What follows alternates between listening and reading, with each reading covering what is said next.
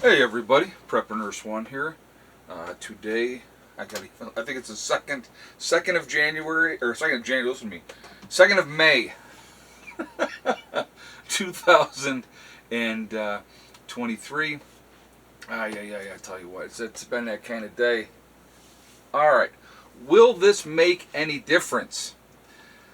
So let's talk about this. Will this make any difference? President Biden is sending 1,500 troops to the southern border, right? Because and it's only a 90-day deployment because the COVID-19 border restrictions lift later this month. Okay, so is that enough? Is that going to make a difference? And is a 3-month deployment going to help at all? I'm just going to throw some stuff out there. Maybe if the president actually went down to the border, talked with the people that are in charge of keeping the border secure, which at this point in time, as we all know, is not, and listen to what they have in mind, letting them do their jobs, letting them take care of what they need to take care of, that might make a difference. Sending 1,500 troops down to the border is the equivalent, and for a 3-month deployment, all right, it's the equivalent of putting a Band-Aid on a sucking chest wound. Not going to make a difference, not really, not in the big scheme of things, because again, it's only a 90-day deployment. I don't get it. I don't understand what their thinking is. This has been an issue for quite a long time, of his own making. Remember that. Remember that. They were building a wall. They stopped the construction of that. They, ended up, rolling back a lot of the policies that President Trump had put in place, trying to keep the border secure, and so the border is very porous. So they said they want to fill critical capability gaps.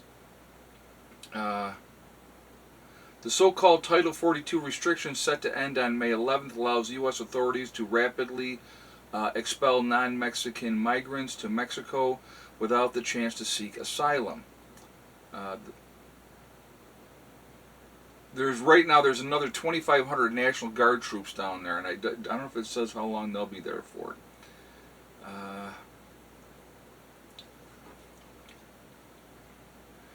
Biden, a Democratic, is obviously up for running for re-election, has grappled with record numbers of migrants caught illegally crossing the U.S.-Mexican border since he took office in 2021. So, again, why don't they secure that southern border, take care of things, make sure these people just can't come over here easy peasy and get into this country? And it's insanity. It makes absolutely no sense. It should not be allowed to happen, and I don't understand why that's perfectly okay. I watched a video of one of the guys. It's the head of the border security, and I think he was talking to Congress, and he had said that they had sent out letters to President Biden. They actually proposed a plan on all these type of things on how to better take care of what needs to be taken care of at the southern border. This gentleman said that to this day, nobody has contacted them at all. No one has replied at all. So, to me, it's pretty cut and dry. I don't understand what the thinking is. I really don't. You just cannot continue to have a border wide open. And realistically, let's be realistic. Is Canada's border secured? No. You know what I mean? But it's amazing to me. It is absolutely amazing to me how that goes and what happens. It's just I truly don't get it. I truly don't get it.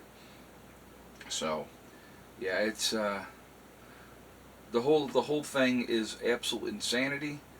Makes no sense to me. Anybody with a half a logical brain cell in their head should be able to look at it and say, we have a very serious issue here. You know, as you know, my ex-wife used to so fondly say, you can't save Maul Hasselhoff from Baywatch. You can't save everybody. So having that border wide open, and you know, people saying, oh well, you know, we want asylum and we want to be, because they want to come here because it's a free ride in America. It's way better from where they're coming from. But I want you to remember, I don't know the answer to this one. I don't. Are these people being properly screened to make sure that they have had vaccinations or not have vaccinations before they are turned loose on the public? And what I mean by vaccinations is the thing that every one of us as Americans got as a child. You know, I will show you on the back of my arm here. You'll see that circle. Only some of us have that circle. I think they stopped doing that type of inoculation. I think it was like 69 maybe. I think that they stopped that. But, you know, that was one. That's the one I got. Anybody that's my age or older has that circle on their arm. Every one of us. So, right? Yes. So, anyway, you know, we need to take care of our southern border. We need to secure our southern border. We need to really go after, another thought here, and I would like to hear your feedback on this one. Maybe we should go after these big businesses that are employing all these people coming up from the southern border without papers, and they hire them and they're working in these factories, and they're not going to make any waves. They're not going to cause any problems because they don't want to be deported back. Maybe we should go after those businesses, because here's the thing, folks, and realistically, let's look at it realistically. If there weren't jobs for them to get here, they wouldn't come here. Okay? That's just my thought. I definitely want to hear your feedback on this. I would like to hear what you guys have to say. I'd like to hear what you think on this topic. Only one video today, so just kind of putting that out there. And so the questions, right? Do you think 1,500 more additional regular Army troops is going to make any kind of significant difference at the southern border? And their deployment, again, is only 90 days, 3 months. So will that make a difference? What do you think? Do you think more needs to be done? So there's another question. Do you think that we need to absolutely secure our southern border? So those are the questions that I have. Like I said, again, I'd like to hear your feedback on there, hear what you have to say on it. I'm absolutely tired of the stupidity of our government officials, regardless of who's in office, okay? That things are stymied and snowballed. So here's what kills me, okay? So the Republicans make a proposal. The Democrats will shoot it down if they have the majority. If the Democrats make a proposal, the Republicans will shoot it down if they have the majority. Doesn't matter what it is. Doesn't matter. It's just to go against the other party. Whatever happened to representing the people of this country and knowing what your constituents want in the area that you live? Whatever happened to that?